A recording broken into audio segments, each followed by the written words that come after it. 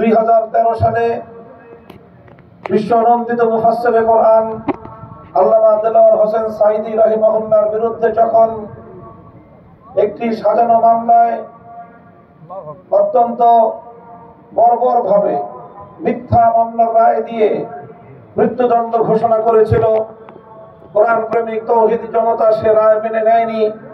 বিক্ষুব্ধ লাখো জনতা শান্তিপ্রিয় প্রতিবাদ নিয়ে তারা রাজপথে নেমে আসলে পাখির মতো গুলি করে শতাধিক কোরআন প্রেমিক জনতাকে হত্যা করেছিল।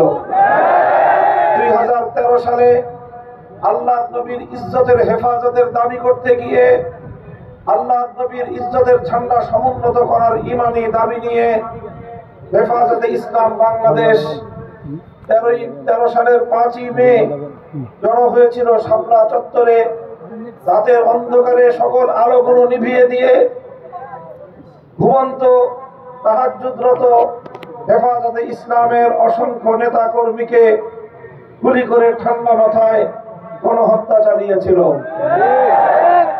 2014, 15, 16 এই সময়গুলোতে একতরফা নির্বাচন করে বাংলাদেশের জনগণের ইচ্ছা এবং অভিপ্রায়ের বিরুদ্ধে ভিন দেশি কোন একটি রাষ্ট্রের আশীর্বাদে তাদের সমর্থন নিয়ে বাংলার ক্ষমতার মসনদকে জোর করে দখল করে রাখার জন্য ফ্যাসিস্ট হাসিনা সরকার অসংখ্য বিরোধী নেতা কর্মীদেরকে গুম, খুন ও হত্যা করেছিল।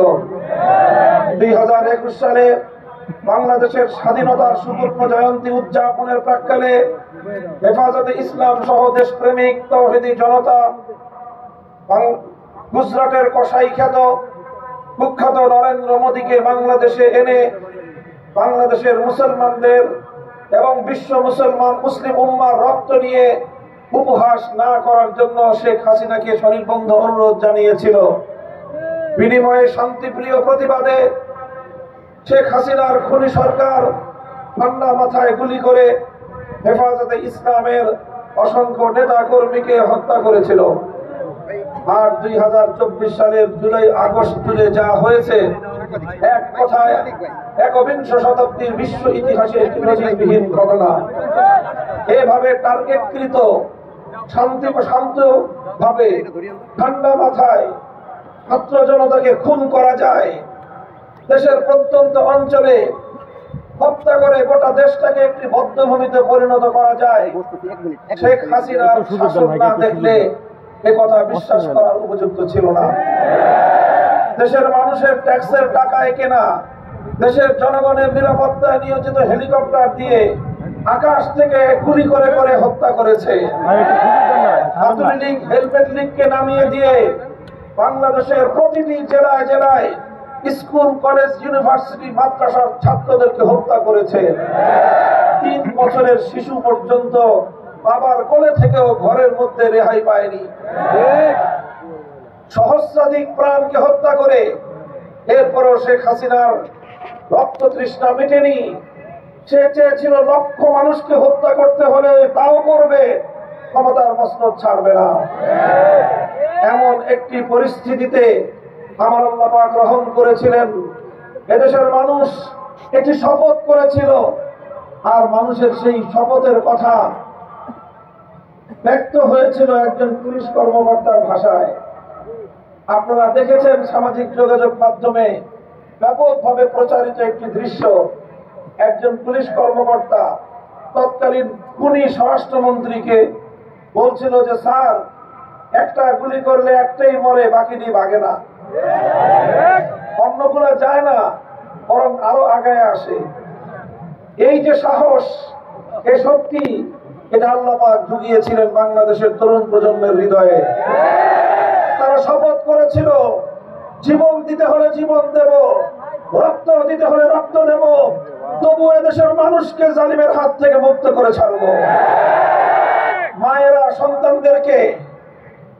সন্তানদেরকে আদর করে, সোহাগ করে নিজে হাতে ধরে রাজপথে এনে দেশের জন্য, জনগণের জন্য উৎসর্গ করে বলেছিলেন, আমার এক সন্তান, তুমি যাও, তোমার আত্মত্যাগের বিনিময়ে বাংলাদেশের আগামী প্রজন্ম মুক্তি পাবে। যে দেশের মায়েরা, যে জাতির মায়েরা হাসি মুখে নিজের সন্তানকে সত্যের জন্য উৎসর্গ করতে পারে, আমি বিশ্বাস করি সে জাতিকে দাবায় রাখার কোন শক্তি পৃথিবীতে নাই। স্যালুট জানাই সেই সকল মায়েদেরকে যারা আগামী প্রজন্মের কথা চিন্তা করে, বৃহত্তর স্বার্থের কথা চিন্তা করে, দেশ এবং জাতির ভবিষ্যতের কথা চিন্তা করে দেশকে ফ্যাসিবাদ স্বৈরাচারী মুক্ত করবার লক্ষ্যে নিজের কলিজার টুকরা বুকের ধনকে পর্যন্ত উৎসর্গ করতে তারা প্রস্তুত হয়ে গিয়েছিলেন। মায়ের সন্তানকে মায়ের বুক থেকে কেড়ে নিয়ে জিন্দাখানায় পাঠায়, রিমান্ডে অকথ্য নির্যাতনের জন্য পাঠায়। সেই মা সন্তানের পিঠ চাপড়ে বলে, সাহস ধরে রেখো, অন্যায়ের সামনে মাথা নত করো না। যে দেশের মায়েরা সন্তানদেরকে এভাবেই উদ্বুদ্ধ করতে পারে, প্রেরণা যোগাতে পারে, সে জাতি কোনদিন পরাজয় মানতে পারে না। সংগ্রামী সাথী ও বন্ধুগণ, এভাবেই এক অকুত ভয় একটি জাতির আত্মত্যাগী সংগ্রামের মধ্য দিয়ে 2024 সালের 5ই আগস্ট বাংলাদেশ নতুন ভাবে স্বাধীন হয়েছে, নতুন ভাবে মুক্তি লাভ করেছে। স্বাধীনতার এই প্রাক্কালে এসে, স্বাধীনতার এই সুন্দর সময়ে এসে একটি কথা আমি বারবার স্মরণ করিয়ে দিচ্ছি। মুক্তিকামী ফ্যাসিবাদ বিরোধী ছাত্র জনতাকে বিশেষভাবে আমি স্মরণ করিয়ে দিতে চাই, স্বাধীনতা অর্জন করা যতটা কঠিন, স্বাধীনতা রক্ষা করা তার চেয়ে বেশি কঠিন। আমাদের এই কথা ভুলে গেলে চলবে না। এবং আরেকটি তিক্ত অভিজ্ঞতার কথাও আমরা মনে করিয়ে দিতে চাই। আমরা অনেকগুলো আধিপত্যবাদী শক্তির বিরুদ্ধে লড়াই করে এই স্বাধীন বাংলাদেশ অর্জন করেছিলাম।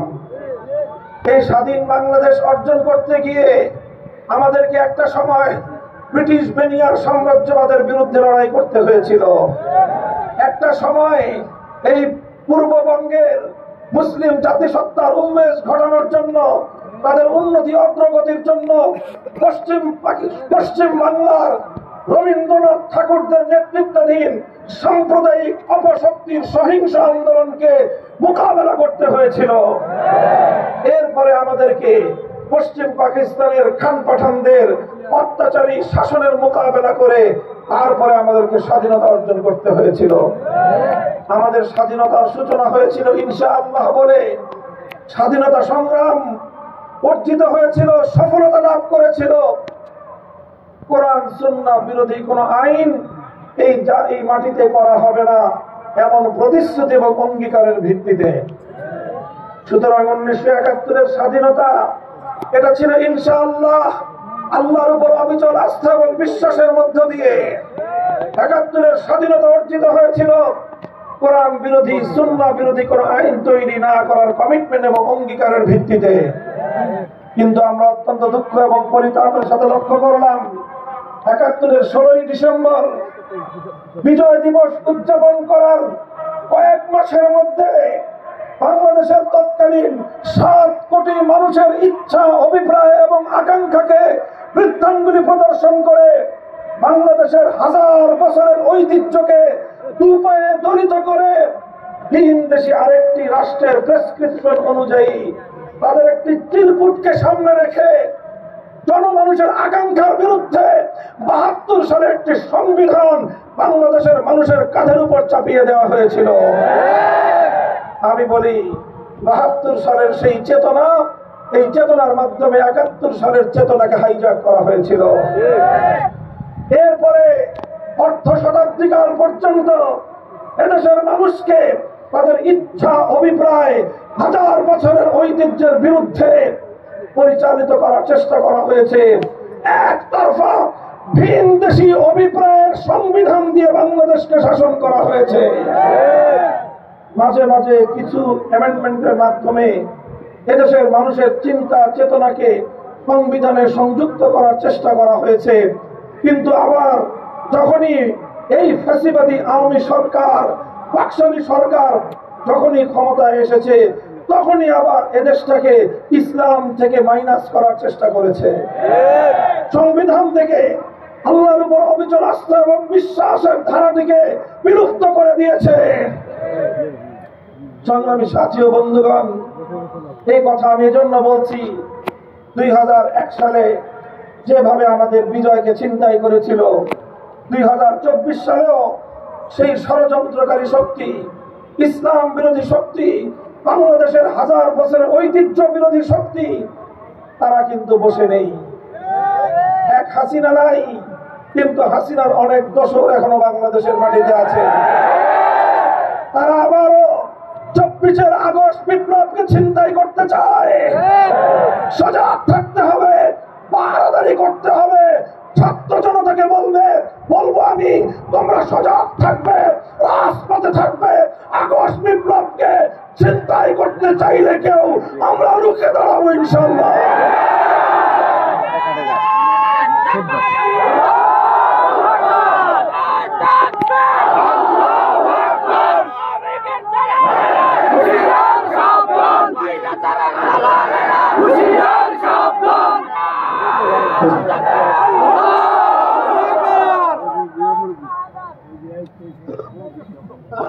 সাথীয় বন্ধুগণ, শেখ হাসিনা সরকারকে নিয়ে বেশি আলোচনা করতে চাই না। তবে আগামী দিনের বাংলাদেশের পথ বিনির্মাণের জন্য আমি শেখ হাসিনার রাজনীতি নিয়ে ছোট্ট দুটি কথা বলবো। শেখ হাসিনার যে রাজনৈতিক দর্শন আর যে রাজনৈতিক কলাকৌশল, সেটাকে অ্যানালাইসিস করলে দেখা যায় শেখ হাসিনার রাজনীতির দুটি মূল দর্শন ছিল, দুটি মূলনীতির উপর সে রাজনীতি করেছে। তার প্রথম রাজনীতির দর্শন ছিল প্রতিশোধের রাজনীতি। 1971 থেকে 75 সাল বাংলাদেশের মানুষ যে বাকশালের দ্বারা নিপীড়িত হয়েছে, মুক্তিযুদ্ধের চেয়েও বেশি যুবকের প্রাণহানি হয়েছে 71 থেকে 75 পর্যন্ত। মুক্তিযুদ্ধের 9 মাসে আমার মায়ের সন্তানদেরকে হত্যা করেছিল পাক হানাদার বাহিনীরা। 71 থেকে 75-এর 15ই আগস্ট পর্যন্ত আমার 30,000 মায়ের বুকের মুখ এবং কল খালি করেছিল কারা? বাকশালীরা। বাকশালীরা। এবং এই বাকশাল ছিল শেখ হাসিনার বাবা শেখ মুজিবুর রহমান সাহেবের বাকশাল। সেই বাকশালের হত্যাযজ্ঞের প্রতিবাদেই, সেই বাকশালের হত্যাযজ্ঞের প্রতিবাদেই সংগঠিত হয়েছিল 75-এর 15ই আগস্টের অভ্যুত্থান। সেখানে অনেক কিছু নিরপরাধ নারী শিশু হত্যাকাণ্ডের শিকার হয়েছে, সেটার জন্য আমরা সমবেদনা জানাই। কিন্তু কথা হলো 75-এর 15ই আগস্ট কেন তৈরি হয়েছিল? কেন 30,000 মায়ের কোল খালি হয়েছিল? কেন সিরাজ শিকদারদেরকে তুলে নিয়ে হত্যা করা হয়েছিল? কেন স্বাধীন বাংলাদেশে এভাবে ক্রস ফায়ারের অশুভ সংস্কৃতি চালু করে রাষ্ট্রযন্ত্রের নিপীড়নে সাধারণ মানুষকে হত্যা করা হয়েছিল? সেই প্রশ্নের কোনো উত্তর না দিয়ে 50 বছর শুধু 15ই আগস্টের জন্য মায়া কান্না করে গেলেন কেন? আপনার ভাইয়ের রক্তের দাম আছে, এদেশের হাজারো মুসলিম বোনের ভাইয়ের রক্তের কোনো দাম নাই? আপনার কাছে যদি 30,000 পাগলা যুবক দামার সন্তানের রক্তের কোনো মূল্য না থাকে, এদেশের মানুষের কাছে আপনার বাপ ভাইয়ের রক্তের কোনো দাম থাকবে না। এরপরে যেটা করলেন শেখ হাসিনা, তিনি ঘোষণা দিলেন আন্তর্জাতিক গণমাধ্যমে। তিনি বললেন যে জাতি তার বাবাকে হত্যা করেছে, তিনি সেই জাতির কাছ থেকে প্রতিশোধ গ্রহণ করবেন। ঘোষণা দিয়ে নামলেন প্রতিশোধের রাজনীতিতে। 1975-এর 15ই আগস্ট থেকে 2024 সালের 5ই আগস্ট পর্যন্ত শেখ হাসিনার 50 বছরের রাজনীতি ছিল প্রতিশোধের রাজনীতি। এই প্রতিশোধ তিনি কার কাছ থেকে নিয়েছেন? বাংলাদেশের মানুষের কাছ থেকে, এই জাতির কাছ থেকে। এই জন্যই তিনি এই জাতি যেন কোনোদিন বিশ্ব দরবারে মাথা উঁচু করে দাঁড়াতে না পারে, তার সমস্ত আয়োজন তিনি সম্পন্ন করেছেন। এই দেশটাকে স্বাধীন দেশ রাখতে তিনি চান নাই। তিনি চান নাই। তিনি বাংলাদেশের প্রধানমন্ত্রী হয়ে সন্তুষ্ট ছিলেন না, তিনি আরেকটা দেশের তিলকমালী মুখ্যমন্ত্রী হতে চেয়েছিলেন। আর এই জন্য বাংলাদেশের অর্থনীতির ভিতকে ধসিয়ে দিয়ে এই স্বাধীন দেশ এবং জাতিকে একটি পরনির্ভরশীল জাতি হিসাবে তিনি গড়তে চেয়েছিলেন। মেগা মেগা প্রকল্পের নামে লক্ষ লক্ষ কোটি টাকা মেগা দুর্নীতি করে বাংলাদেশটাকে খোকলা করে ছেড়ে দিয়েছেন। কলা খেয়ে খোকলা যেমন ফেলে দেয়, শেখ হাসিনা বাংলাদেশটাকে চুষে খেয়ে 16টা লাগেজ ভর্তি সর্বশেষ যা ছিল তা নিয়ে নিজের বোনটাকে বগল দাবা করে হেলিকপ্টারে উড়ে গিয়ে নরেন্দ্র মোদীর ঘরে গিয়ে পড়েছেন। আওয়ামী লীগের যারা রাজনীতি করেন, এরপরেও কিভাবে আপনারা বাংলাদেশের মানুষকে মুখ দেখাবেন আমি জানি। এই নেত্রীকে নিয়ে আপনারা গর্ব করেছিলেন, এই নেত্রীকে নিয়ে অহংকার করেছিলেন, এই নেত্রীর সুরে সুর মিলিয়ে আপনারা বলেছিলেন শেখ হাসিনা পালায় না।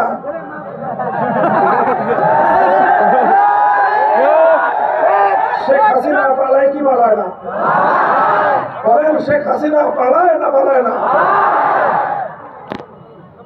একটা বার তো শেখ হাসিনা চিন্তা করে নাই যে দেশে 70 বছর ঐতিহ্যবাহী তার সংগঠন, তার বাবার সংগঠন আওয়ামী লীগের হাজার হাজার লক্ষ লক্ষ নেতা কর্মীর কি হবে? একটাবার ভেবেছে? ভাবে না। কারণ শেখ হাসিনা শুধু বাংলাদেশ নয়, আওয়ামী লীগের বিরুদ্ধে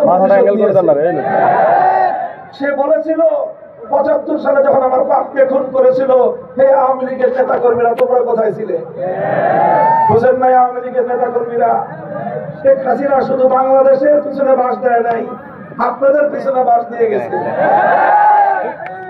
কাজে আওয়ামী লীগের নেতা কর্মীদেরকে বলবো, যদি কেউ ভালো মানুষ থেকে থাকেন, ঢিল করে দেন, ঢিল করে দেন। যদি সুষ্ঠু চিন্তার রাজনীতি করার মতো ন্যূনতম বুদ্ধি বিবেক থেকে থাকে, তাহলে আপনারা সর্বপ্রথম শেখ হাসিনার বিরুদ্ধে বিচার করার ব্যবস্থা করেন। তারপরে আওয়ামী লীগের নাম ধুয়ে মুছে পরিষ্কার করেন, নতুন নাম নিয়ে বাংলাদেশের রাজনীতিতে আসেন। এর আগে একটা গণতওবা করবেন। আপনারা এরকম শেখ হাসিনার মতো প্রতিশোধ পরায়ণ, বুদ্ধি প্রতিবন্ধী একটা মানসিক রোগী সাইকোপ্যাথকে বছরের পর বছর ধরে বাংলাদেশের মানুষের কাঁধের উপর বসিয়ে এই দেশটাকে শাসন আর শোষণ করার ব্যবস্থা করেছেন। শুধু এই কারণে আওয়ামী লীগের সমস্ত নেতা কর্মীদের বিচার হওয়া দরকার, যে কেন এরকম মানসিক বৈকল্যের শিকার একটা মানুষকে তাদের নেত্রী বানিয়ে এদেশটাকে মানুষকে এই জনগণকে তারা কেন নির্যাতন চালানো। এই ছিল শেখ হাসিনার রাজনীতি। তার রাজনীতি ছিল প্রতিশোধ গ্রহণের রাজনীতি, আর তার রাজনীতি ছিল বিভাজনের রাজনীতি। যে তার কথা শুনে না, যে তার সুরে সুর মিলয় না, তুই রাজাকারের বাচ্চা। 4 কোটি ছাত্র জনতা, এদেশের সোনালী সন্তান, বাস ওনার কথা মানে নাই, তোরা সব রাজাকারের বাচ্চা। শুধু শেখ হাসিনা আর তার সন্তানরাই মুক্তিযুদ্ধের সন্তান, আর তার পরিবারের বাইরে যা আছে সব রাজাকার। এই বলে নাই? এদেশের মানুষ, এদেশের ছাত্র জনতা কতটা অতিষ্ঠ হবে। প্রতিটি বিশ্ববিদ্যালয় থেকে স্লোগান উঠেছিল, আমি কে তুমি কে। কতটা জ্বালা যন্ত্রণা দিয়েছে শেখ হাসিনা, কিভাবে দেশটাকে বিভক্ত করেছে। সংগ্রামী সাথী ও বন্ধুগণ, এই শেখ হাসিনা ওই গল্প বলতে গেলে সারাদিন শেষ হয়ে যাবে। তার রাজনীতির এই সকল কূটকৌশল, তার যে মানুষের প্রতি ক্ষোভ, এই জাতির প্রতি তার যে বিদ্বেষ, এটা এক ভয়ঙ্কর বিষয় ছিল। এই সকল ষড়যন্ত্রের মোকাবেলায় আমার দেশের ছাত্র জনতা আল্লাহর রহমতে বিজয় অর্জন করেছে। কিসের মাধ্যমে বিজয় অর্জন করেছে? একটি শক্তি অর্জন করেছিল, সেটা হলো শেখ হাসিনার প্রতিশোধ এবং বিভাজনের বিরুদ্ধে তারা সম্প্রীতি এবং ঐক্যের রাজনীতি করেছিল। ছাত্র জনতা এমন ভাবে একটা ঐক্য গড়ে তুলল, যে ঐক্যে ইসলামী সংগঠনগুলো আছে, আবার অন্যান্য সংগঠনগুলো ঐক্যের মধ্যে সাড়া দিয়েছে। এই ঐক্যে একদিকে যেমন স্কুল, কলেজ, ইউনিভার্সিটির স্টুডেন্টরা ছিল, আলিয়া মাদ্রাসা, কওমি মাদ্রাসার ছাত্ররাও ভেদাভেদ ভুলে গিয়ে হাতে হাত রেখে টেকনাফ থেকে তেতুলিয়া পর্যন্ত মানব প্রাচীর করে তুলেছিল। আর কি করেছিল? আর করেছিল আন্দোলন করেছে, সংগ্রাম করেছে, স্লোগান তুলেছে। স্লোগানে উত্তাল রাজপথে নামাজের সময় হয়েছে, সব স্লোগান বন্ধ করে দিয়ে আল্লাহু আকবার আল্লাহু আকবারের আযানের ধ্বনিতে রাজধানী ঢাকা সহ প্রতিটি জেলা শহরকে তারা প্রকম্পিত করে তুলেছে। এরপর একজন ইমাম হয়েছে, শত শত ছাত্র তার পিছনে দাঁড়িয়ে যেই রাজপথে তারা মিছিল করেছিল সেই রাজপথের উত্তপ্ত পিচ ঢালা পথকে জায়নামাজ বানিয়ে আল্লাহর দরবারে তারা সিজদায় লুটিয়ে পড়েছিল। এরপরে নামাজের পরে ফরিয়াদের হাত উত্তোলন করে চোখের অশ্রুতে বুক ভাসিয়ে এই স্কুলের এই কলেজের ছাত্ররা আল্লাহর কাছ থেকে সাহায্য কামনা করেছিল। এরা শুধু মাদ্রাসার ছাত্র ছিল না, এরা শুধু ছাত্র মজলিস ছাত্র শিবিরের কর্মী ছিল না, এরা ছিল আমার দেশের আবামর ছাত্র জনতা।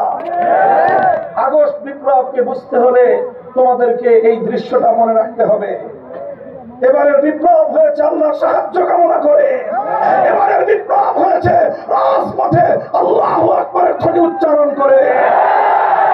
সুতরাং এই বিপ্লবের ফসল হবে চূড়ান্ত ভাবে বাংলাদেশে ইসলামের বিপ্লব।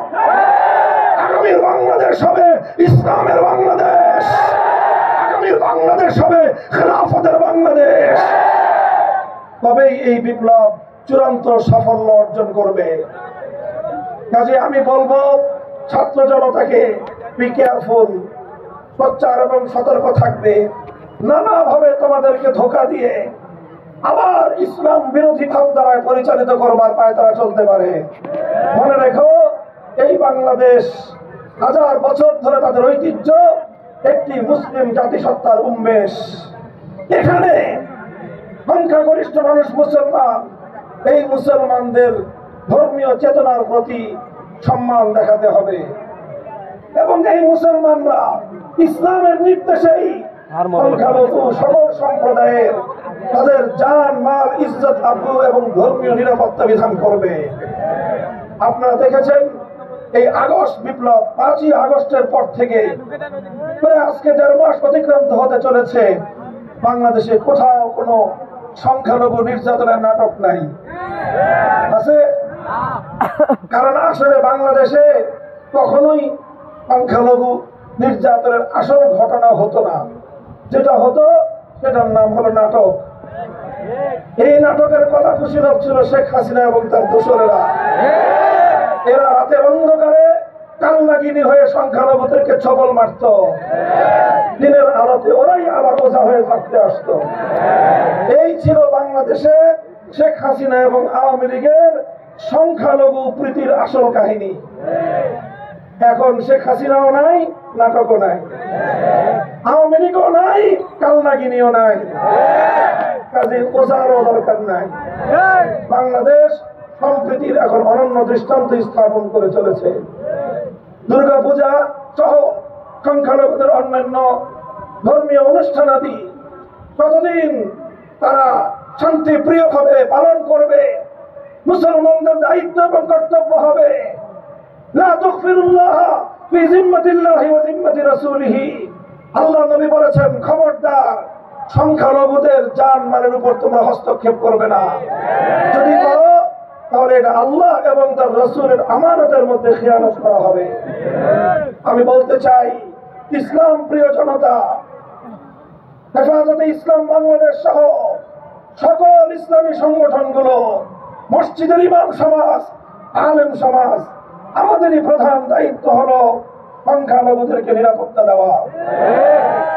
প্রশাসন কি করবে না করবে সেটা প্রশাসনের ব্যাপার। বাংলাদেশে পুলিশ বিভাগকে যেভাবে শেখ হাসিনা দলীয়করণ করেছিল, শেখ হাসিনার দলীয়করণের কারণে আজকে পুলিশ বাহিনীর মনোবল খান খান হয়ে গিয়েছে।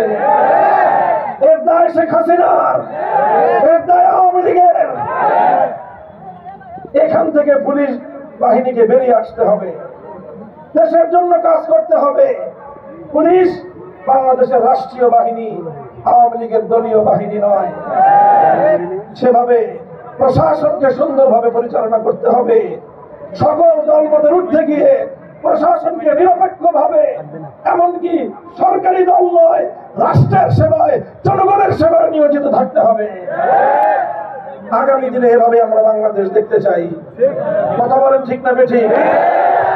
শেখ হাসিনা শেখ হাসিনার সীমান্তের অপর প্রান্তে আপায় নাকি বাংলাদেশের সীমান্তের কাছাকাছি কোথাও আছে, সুযোগ পেলেই চত্বরে ঢুকে পড়বেন। আমাদের যুব মহাসিন সাহেব বলছেন, আসেন, এদেশের মানুষ আপনারা তালাশ করতেছে, খুঁজতেছে দেশের মানুষ। 15টা বছর এদেশের মানুষের কম জ্বালান নাই আপনি। এদেশের হাজার হাজার মায়ের কোল খালি করেছেন, মায়ের বুকের স্বপ্ন আপনি ধূলিসাৎ করে দিয়েছেন। আজও বাংলাদেশের নিপীড়িত অঞ্চলের হাজারো শত মা প্রতি রাতে নির্ঘুম রাত কাটায়, পথের পানে চেয়ে থাকে, দীর্ঘশ্বাস ছাড়ে। এই বুঝি তার ঘুমের শিকার কলিজার টুকরা তার সন্তান বুঝে আবার ফিরে আসবে? আসে না। মায়ের অপেক্ষার প্রহর শেষ করে না। এ মা যতদিন বেঁচে থাকবে তার বুক থেকে নির্গত দীর্ঘশ্বাস এবং তার অভিশাপ শেখ হাসিনা তোমাকে তাড়া করে ফিরবে। এ থেকে তুমি মুক্তি পাওয়ার কোনো উপায় নাই তোমার। সংগ্রামী সাথী ও বন্ধুগণ, আমরা এখন এমন একটা পর্যায়ে এসেছি যে এই শেখ হাসিনা, তার পতিত সরকার এবং শেখ হাসিনার পিছনের শক্তি যারা যারা বাংলাদেশের 18 কোটি মানুষের স্বার্থের দিকে না তাকিয়ে তাদের নিজেদের স্বার্থের দিকে তাকিয়ে শেখ হাসিনাকে তারা জোরপূর্বক ক্ষমতার মসনদে আসীন রেখেছিল, বাংলাদেশকে বিশ্ব দরবার থেকে বিচ্ছিন্ন করেছিল, আন্তর্জাতিক শক্তিগুলোকে মোকাবেলা করে বাংলাদেশে ফ্যাসিবাদ তৈরি করেছিল পার্শ্ববর্তী একটি রাষ্ট্র। ওরা কিন্তু বসে নাই, ওরা সুযোগ খুঁজছে বাংলাদেশের মধ্যে কিভাবে আবার বিশৃঙ্খলা তৈরি করা যায়, কিভাবে দেশের মধ্যে আবার একটা বিভক্তি তৈরি করা যায়। এই জন্য সকল ফ্যাসিবাদ বিরোধী সকল পক্ষকে আমি আহ্বান জানাবো। প্রধান বিরোধী দল ছিলেন বিএনপি, জামায়াতে ইসলামী, ইসলামী আন্দোলন বাংলাদেশ, হেফাজতে ইসলাম বাংলাদেশ, বাংলাদেশ খেলাফত মজলিস, গণ অধিকার পরিষদ, গণতন্ত্র মঞ্চ, এনডিপি, এলডিপি, যত পক্ষ আছে, আমাদেরকে ভুলে গেলে চলবে না যে শেখ হাসিনা চলে গেল, তার প্রেতাত্মা কিন্তু সব চলে যায় নাই। আমরা রাজনীতি করব, আমাদের মধ্যে আদর্শের ভিন্নতা আছে, আমাদের মধ্যে মতাদর্শের ভিন্নতা, মতের পার্থক্য আছে, কিন্তু সব মত সকল মতাদর্শের ঊর্ধ্বে উঠে ফ্যাসিবাদের বিরুদ্ধে আমাদের ঐক্যটাকে আরো বহুদিন ধরে রাখতে হবে। এখনই নিজেদের মধ্যে বিভেদে জড়িয়ে পড়লে আত্মঘাতী হবে। কাজেই সেটার প্রতি আমি সকলকে দৃষ্টি আকর্ষণ করছি। এই দুদিন আগে আপনারা দেখেছেন গোপালগঞ্জে স্বেচ্ছাসেবক দলের কেন্দ্রীয় নেতাকে কিভাবে তারা হত্যা করেছে এই শেখ হাসিনার লেসপেন্সাররা। বুঝতে পারেন সুযোগ পেলেই কিন্তু তারা ছবল মারবে। কাজেই হুঁশিয়ার এবং সতর্ক থাকতে হবে আমাদেরকে। আমার আখেরি কথা, দেখেন আমাদের চূড়ান্ত লক্ষ্য আল্লাহর জমিনে আল্লাহর দ্বীনকে বিজয়ী করা। আমাদের চূড়ান্ত টার্গেট আল্লাহর জমিনে খেলাফতে ইলাহিয়া বাস্তবায়ন করা। আল্লাহর দ্বীনকে প্রতিষ্ঠিত করার মাধ্যমে মানবতার চূড়ান্ত মুক্তি আমরা অর্জন করতে চাই। আমরা বিশ্বাস করি আল্লাহর জমিনে আল্লাহর দ্বীন ছাড়া, আল্লাহর দেওয়া রাজনৈতিক বন্দোবস্ত ছাড়া অন্য কোন তন্ত্রমন্ত্রের মাধ্যমে মানবতার পূর্ণাঙ্গ মুক্তি হওয়া সম্ভব নয়। ইসলামের দৃষ্টিতে আল্লাহর দ্বীনকে বিজয়ী করার ক্ষেত্রে জাতি হলো 3টা ভাগে বিভক্ত। কয় ভাগে? এক ভাগ আমরা যারা আমাদের জীবন প্রাণ সবকিছু দিয়ে আমাদের জীবনের লক্ষ্য হলো আল্লাহর জমিনে আল্লাহর খেলাফত কায়েম করা। আরেকটা পক্ষ হলো তারা যে কোনো মূল্যে ইসলামকে প্রতিহত করতে চায়। শেখ হাসিনা এবং তার দোসররা হলো এই পক্ষের। তারা ইসলামকে প্রতিহত করাই তাদের রাজনীতি।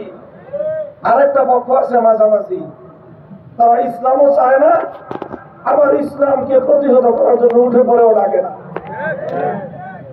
আমাদের কাজ হলো পর্যায়ক্রমে আল্লাহর পয়গম্বরের আদর্শ সুন্নতে নবী অনুসরণ করে ধাপে ধাপে ইসলামকে রাষ্ট্রীয় পর্যায়ে বাস্তবায়ন করার দিকে অগ্রসর হওয়া। কাজে এই জন্য আমি সকলের প্রতি উদাত্ত আহ্বান জানাবো, আমি সকলকে উদাত্ত আহ্বান জানাবো, আমরা ধাপে ধাপে যেন বাংলাদেশে ইসলামকে রাষ্ট্রীয় পর্যায়ে প্রতিষ্ঠিত করতে পারি। খেলাফতের রাষ্ট্র ব্যবস্থা যেন আমরা বাস্তবায়ন করতে পারি, ধাপে ধাপে আমাদেরকে সেদিকে অগ্রসর হতে হবে। আল্লাহর নবী মদিনা শরীফে হিজরত করে প্রথম দিনই মদিনায় ইসলামী স্টেট প্রতিষ্ঠা করতে পারেননি। তাকে একটা সময় পর্যন্ত মদিনার ইহুদি এবং মদিনার মুশরিকদের সঙ্গে একটি ঐক্যবদ্ধ চুক্তির মাধ্যমে মদিনা সনদ যেটাকে বলা হয়, সেই সনদের ভিত্তিতে একটা সময় পর্যন্ত মদিনাকে পরিচালনা করতে হয়েছে। এরপরে কি আল্লাহর নবী মদিনাকে কেন্দ্র করে ইসলামী রাষ্ট্র প্রতিষ্ঠা করেছিলেন। আমাদেরকে আল্লাহর নবীর সেই ধারা অনুসরণ করতে হবে। কথা বলে ঠিক না বেঠিক? পঞ্চগড়ের মুসলমান, আপনাদের অনেক ত্যাগ এবং কোরবানি রয়েছে। আপনাদের এলাকায় বিভিন্ন ইসলাম বিরোধী তৎপরতা এই সরলতার সুযোগ নিয়ে মাথাচাড়া দিয়ে উঠেছে। খ্রিস্টান মিশনারিদের ধর্মান্তকরণের একটা ফিতনা, কাদিয়ানীদের মুসলমানদের ঈমান কেড়ে নিয়ে কাদিয়ানী ধর্মে দীক্ষিত করার একটা তৎপরতা রয়েছে। আমাদেরকে সব কিছুর মোকাবেলা লাঠি দিয়ে করলে হবে না, দাওয়াতের মাধ্যমে মোকাবেলা করতে হবে। যারা ইসলাম ধর্ম ত্যাগ করে খ্রিস্টান অথবা কাদিয়ানী ধর্মে দীক্ষিত হয়েছে, তাদেরকে দাওয়াত দিয়ে বুঝিয়ে ইসলামের সত্যতার কথা বুঝিয়ে আবার তাদেরকে মুরতাদ হওয়ার পথ থেকে ইসলামের দিকে ফিরিয়ে আনার জন্য অব্যাহত চেষ্টা চালিয়ে যেতে হবে। প্রশাসনকে বলবো, কাদিয়ানীদেরকে নিয়ন্ত্রণ করেন। তারা যেন আমার কোন সরল প্রাণ মুসলমানকে তাদের দারিদ্রের সুযোগ নিয়ে, দুর্বলতার সুযোগ নিয়ে ইসলামের পথ থেকে কোন ইমানদারের ঈমান যেন হরণ করতে না পারে। সেটা যদি করে, আর তারা যদি আমার নবীর ইজ্জত নিয়ে, আমার নবীর খতমে নবুয়তের সিংহাসন নিয়ে টানা হেচড়া করতে থাকে, আমরা সবসময় নীরব থাকতে পারবো না। এখানে আমাদের বাইন্ডিংস আছে, এখানে আমাদের সীমাবদ্ধতা আছে। দয়া করে এই কথাগুলি বুঝবার চেষ্টা করেন।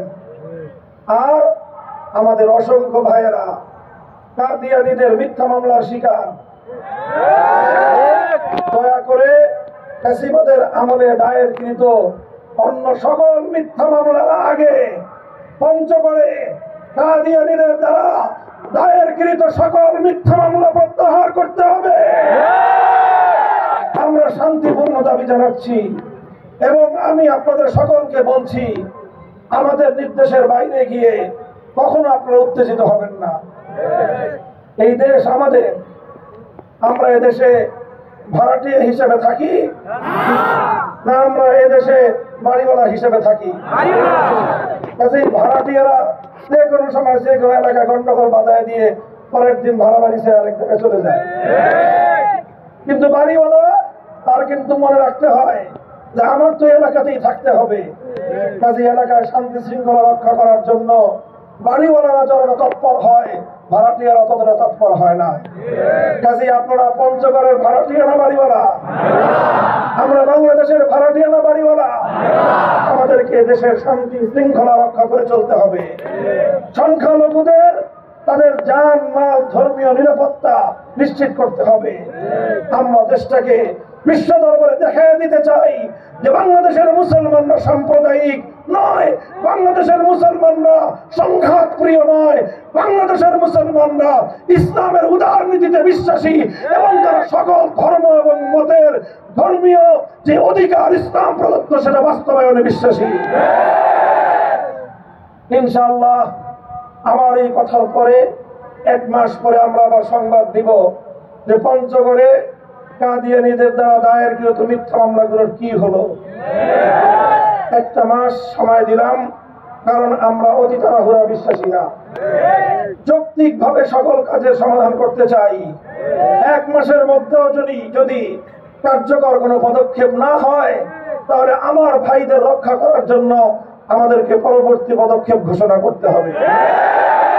সংগ্রামী সাথী ও বন্ধুগণ, দীর্ঘ সময় জুড়ে আজকের এই পঞ্চগড় জেলা স্টেডিয়াম মাঠে আপনারা লাখো জনতার যে বিশাল জমায়েত করে একটি ইতিহাস রচনা করলেন, আমি বাংলাদেশ খেলাফত মজলিসের পক্ষ থেকে আপনাদের সকলকে সেজন্য অভিনন্দন জ্ঞাপন করছি। কষ্ট স্বীকার করে এখানে এসে দীর্ঘ সময় পর্যন্ত আমাদের বক্তব্যগুলো শুনলেন। অনুরোধ থাকবে বক্তব্য শুধু শুনে নয়, বরং হৃদয়ঙ্গম করে দায়িত্ব বুঝে নিয়ে যার যার ঘরে ফিরবেন। আপনারা বাংলাদেশ খেলাফত মজলিস